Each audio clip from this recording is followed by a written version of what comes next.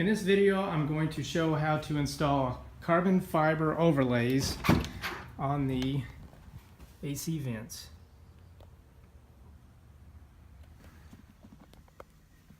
To remove the vent pods, you need a small, thin pry tool, and working from the bottom, you'll work the pry tool up under the bottom clip.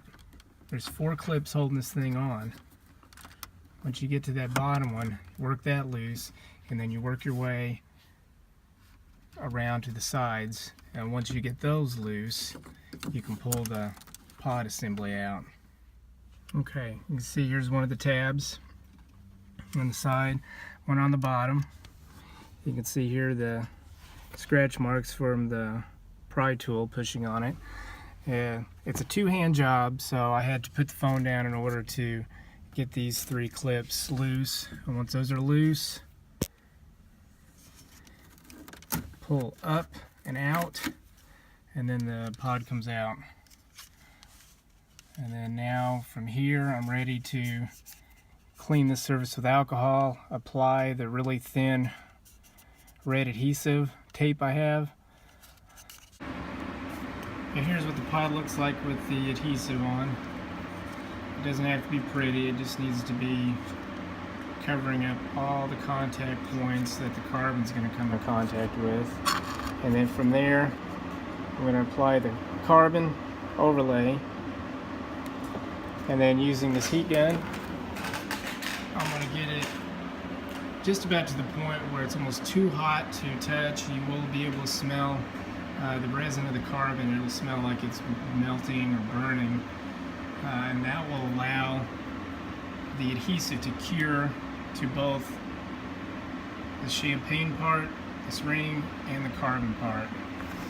This particular tape I'm using is a common tape used for repairing phones and tablets. It's a very thin adhesive. Nice thing about it is once the part is applied, there will be very little, if any, gap at all between the carbon and the factory pieces here. And once it's cured and back on the car, you won't even be able to tell that it's a carbon overlay. It'll look like a factory OEM vent pod. And here's what it looks like. I've applied it, warmed it up with the heat gun. I'll do that a couple more times just to ensure that the adhesive has fully set. You can see here that it hasn't fully settled down all the way. After a little more heat and pressure there, that will be a little more flush. But right here is the area that needs to be trimmed. You can see there's a little bit of material that hangs over this factory edge right here. It's really important this be removed. You see there's a lot there. If that's not removed, this will press up really hard against the leather on the dash, and that'll put the whole assembly in a bind and could potentially cause this to either crack or want to bow and pop back up. So once that's been trimmed down, flush, and reinstalled, it will look like a OEM part. To trim that, use a combination of a Dremel and a soft fingernail file, and also a regular metal file. And before I forget, I want to mention these overlays are available from Xtreme Supercars Incorporated. They are based out of West Palm Beach, Florida. I will have the link to their Facebook page in my description. Okay, I just finished trimming it.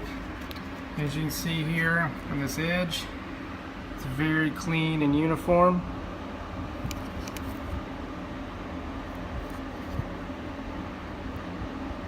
And also you can see that the tape I use is so thin that you can't even see a gap in there. Here's what it looks like installed. Very clean lines. Up here where I did the final trimming. And here they are installed, the 2 center vent pods, passenger side and driver's side.